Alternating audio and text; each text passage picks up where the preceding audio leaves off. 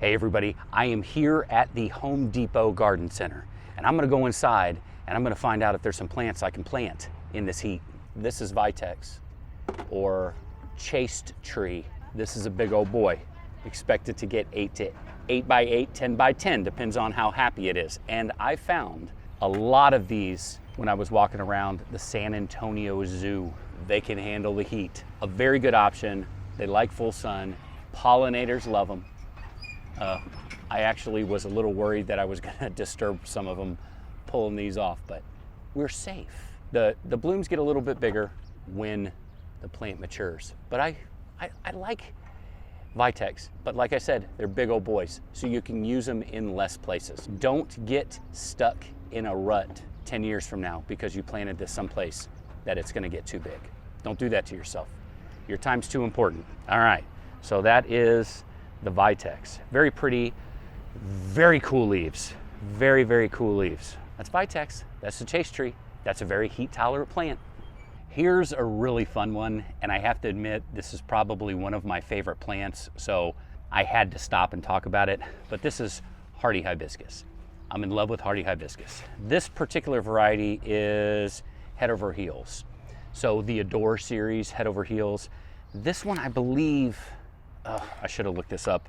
I'm a dummy. There's no tag on it. I think mine is red, but there's a bunch in that head over heels series, so I can't remember off the top of my head. Like I have Adore head over heels and Starry Night, and then I have the Lunas, and there's a couple different varieties of Lunas out there in my backyard too. Anyway, I really like these, and I love them with panicle hydrangeas and black-eyed Susans. I think they just look so pretty. I would rather have the pinker varieties than the red. I feel like the red's a little bit more common. So I think Starry Night is the one that I have that it's a pink bloom. It's gorgeous. Not a huge fan of the white because they kind of look like used toilet paper, being that these blooms only bloom for one day. And then I just kind of pop them off in the morning when I'm doing my morning walk around, getting zened for the day. As far as planting in the heat, these can take a lot of water, so you can plant them in wetter spots. We are not having a problem with water right now. We're having a problem with heat. This can handle the heat fine. It really doesn't like being dry. With hydrangeas sometimes, that radiant heat is just evaporating all of the moisture out of those leaves with that process called evapotranspiration. And it really doesn't matter how much we water them. It can't bring up the water as fast as it's evaporating, and they just have a hard go of it. In the hotter states, where you're consistently a lot warmer than we are here in Missouri, I would say get them out of the sun, give them an opportunity to kind of bounce back a little bit. So my panicle hydrangeas that are doing the best right now, out of the sun by 4 in the afternoon. They are out of the sun, but they're not blooming. They're not as far in their blooms, their bloom maturity. Those panicles aren't as mature as the ones in the full sun. So I'm getting an earlier bloom set on my full sun. The ones that are in the shade at 4 they're not blooming as well. Keep that in mind, but they both like the same kinds of situations. You can do hardy hibiscus and panicle hydrangeas, corresponding bloom times and corresponding water requirements. You can load that area up. They are cool with it. I would plant hardy hibiscus in a more boggy situation. On the outskirts of a boggy situation would work, and then the next tier would probably be panicle hydrangeas away from the water. Right, my tiers that would be away, and then I'd go with something smaller because these do get big. I might have overplanted hardy hibiscus over by my shed because now we can't get to that gate in the backyard, but it's a compromise I'm willing to make because they are gorgeous. One of probably my favorite combo is that, and I try to talk people into that whenever possible because it's gorgeous. Well, I wouldn't say zero winter interest, but obviously evergreens don't typically like a soggy soil where a panicle hydrangea and a hardy hibiscus do. So you can pair those up, but you're gonna lose out on your winter interest on those. The panicles maybe a little bit, but not really too much. Okay, another plant that can handle the heat. Obviously, the crepe myrtle, right? The crepe myrtle is born for heat. Doesn't even bloom until it starts getting hot. This is the Black Diamond series, but what Black Diamond is it? Purely purple. And I think purple crepe myrtles are just gorgeous. Even if they're on a purple leaf set, I still like them a lot. So this purely purple. Now this one gets, what is it, 8 by 8? Yeah, 12 feet tall, 8 feet wide. So it's not a little crepe myrtle. Remember, I don't want you guys to commit crepe murder, but crepe myrtles bloom on new growth. So you can prune crepe myrtles pretty hard. The issue is they have very long stems, and when you cut them, then those dormant buds kind of spring to life, and so you get kind of like a pitchfork looking stem. What I say is if you're going to trim them all the way down to the next leaf node and establish a new central leader. And sometimes that will keep them looking fresh versus just like a big bush. I don't know. Around here we just cut them down to the ground because they don't usually do well. One of those years is going to get it all the way to the ground. One of our winters is going to do that. I did want to show you this real quick. So let's just say you like the idea of a crepe myrtle, because crepe myrtles with their corresponding bloom look good with panicle hydrangeas and hardy hibiscus, different water requirements, but still corresponding bloom times. You can get a smaller crepe myrtle like Raspberry Jubilee.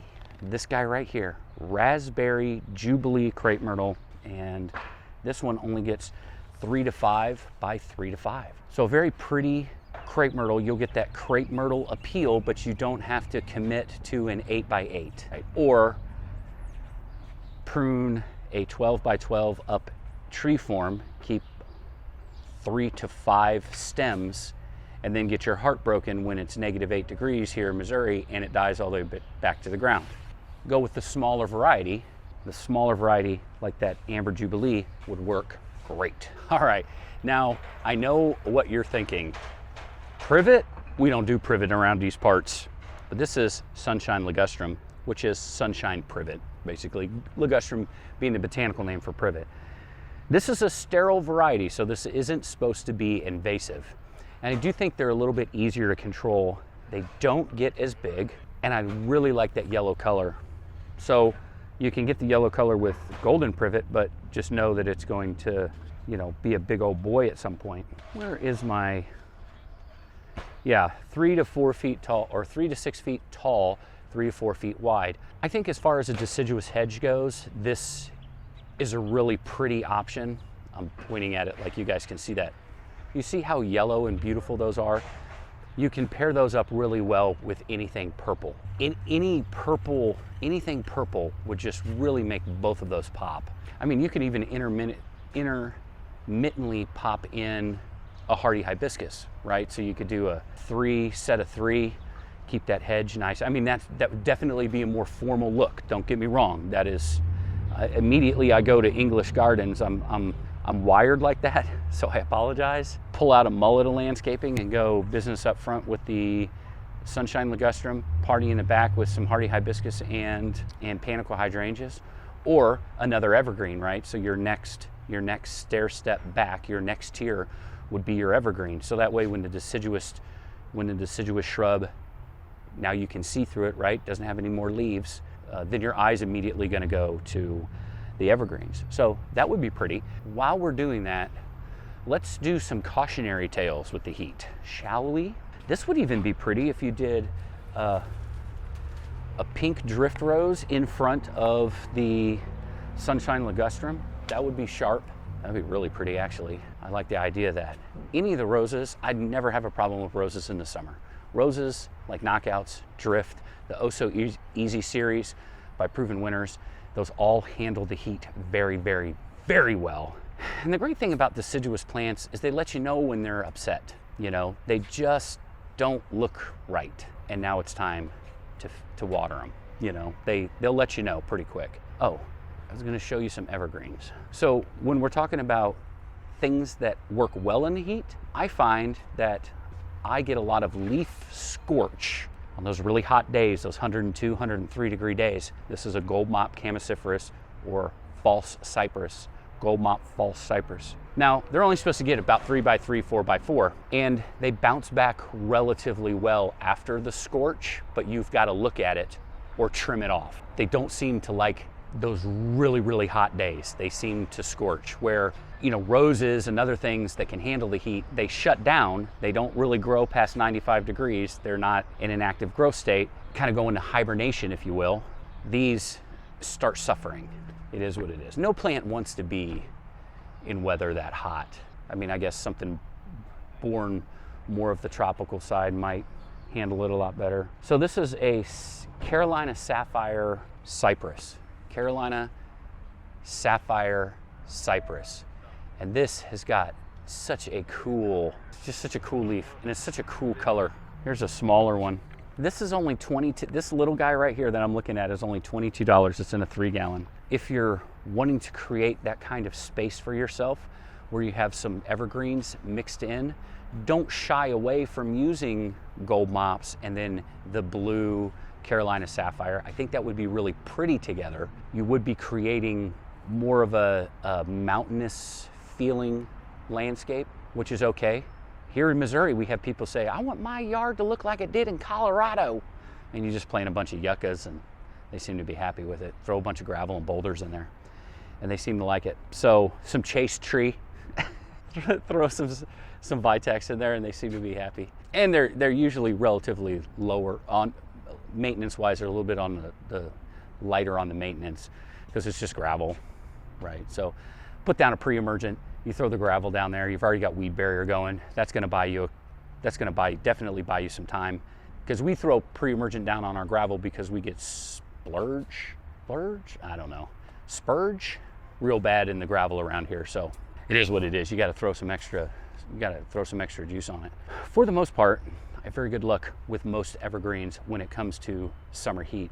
We do run into an issue with our blue spruce around here. We do run into an issue with that when it starts getting hot and we start getting those summer storms, because a lot of the times it's not water, it's heat for us. It will get hot, but we'll get some summer storms. That's where picking the right Paniqua hydrangea comes into play. Well, the humidity gets up and then we start losing blue spruce. Certain varieties of blue spruce will start losing them to purple needlecast.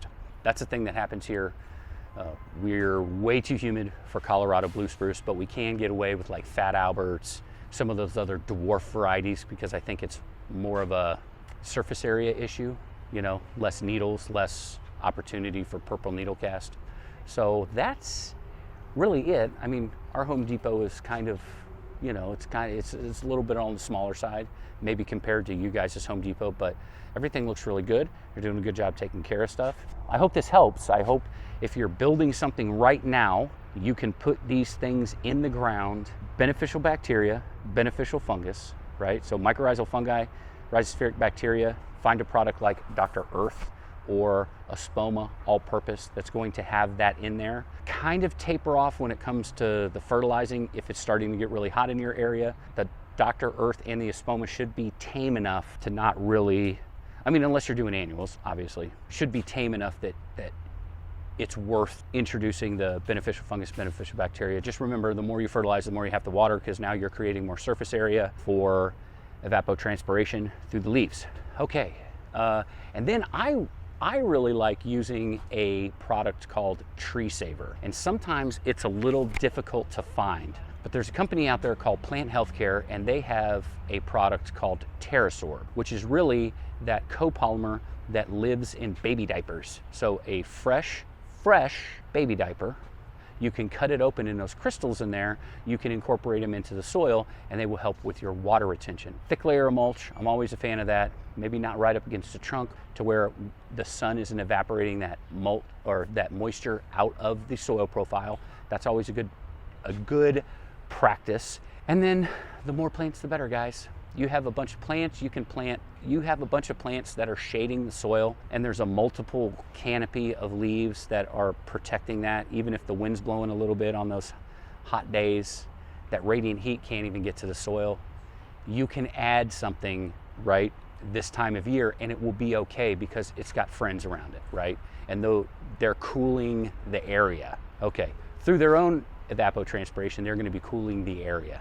All right, so you've got that, and I think that's pretty much it. I like adding Tree Saver. It's a biological product, So you have beneficial fungus and beneficial bacteria, but you have the baby diaper stuff that we were talking about, Terrasorb, which is that copolymer that absorbs 150 times its weight in water. This time of year, I like incorporating that into the backfill. If you're gonna buy it, look at the date. Because sometimes, like I go up to the local hardware store, they have a bucket of it. There's 150 packets in a bucket, and that bucket might be 4 years old. So everything pretty much that's gonna benefit the soil is dead in there, except for the Terrasorb, that's gonna live forever. But if you do go online, you can buy Terrasorb or Soil Moist and incorporate it into your backfill. Don't overdo it. It's not gonna be a big deal if you don't, but I mean, don't waste your money. And then wilt proof. Wilt proof is another thing that really helps in the summer heat. If you are having an issue keeping up with the water, it might be worth tracking down some wilt proof from concentrate. I like the concentrated stuff versus the ready to go stuff. I feel like the ready to go stuff is just so much more expensive. Wilt proof would be a good option for that too. Not even a good option. I mean, you can use those all in conjunction. I use 2-year fertilizer tablets all year long because they're so slow release. They just take their time. Not to mention the fact if I'm adding a plant now in my front flower bed, it's a little pocket that I need some extra interest, right? There's something that just hasn't filled in all the way or something like that. So I've got a cooler environment. Starting a brand new bed, you would be so surprised how, or maybe not surprised, you guys are intelligent people, you can use reasonable deduction, so I know you're following me on this. When you start a brand new bed and all you have is just a thick layer of mulch and brand new plants, they always have a hard time. But when I'm planting something in a flower bed that's existing, they do so much better. It is crazy how much better they actually do in there. The challenge is you have to water that more often until it kind of punches out. So when it punches out into the undisturbed soil, starts linking into the mycelial network that the other plants around it have created, then they're doing fine. They're killing it, right? That's where wilt proof comes into play. That's where inoculating that area with Tree Saver or Roots transplant packet. That's another version of that made by the same company. One's marketed more for professionals, one is marketed more for the homeowner side, but they're both the same. I think one is like a 222 maybe, a transplant packet, but they both have humic acid in it, and it's both really good stuff. Another I just discovered, I'm color guard yucca. Can handle the heat, obviously, but they're pretty cold hardy too. You know, your yuccas are always gonna do pretty good in that heat. They seem to really like it. There's a red yucca over here. You know, so if you're making that kind of, that's what I said, you know, like if you want that kind of general aesthetic to your landscaping, yuccas and boulders and gravel seem to do pretty good.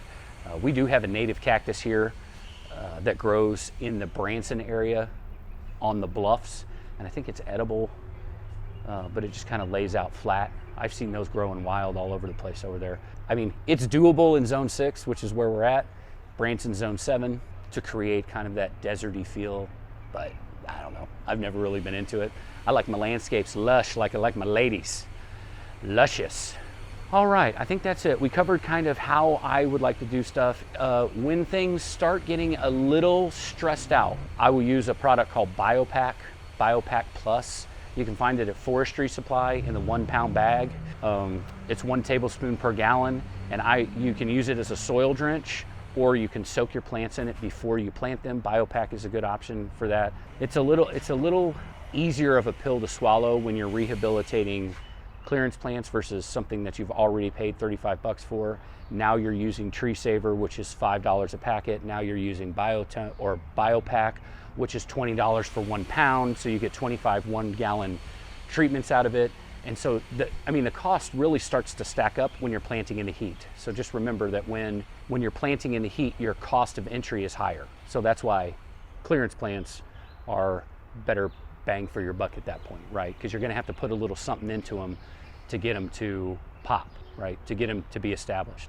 Don't beat yourself up over it. If they suffer, if they're having a rough go through this summer, as long as they survive, as long as they're in a state where they can go into dormancy, okay, they come out in the spring, and now they're on the same playing field as everybody else. Okay, so it's like that little kid that moves from Alaska to Virginia in the middle of the school year, and that really sucks because he's kind of a little bit behind, but then when first grade rolls around, he starts with everybody else, and they're on the same playing field. Guys, this is Landscape Rescue.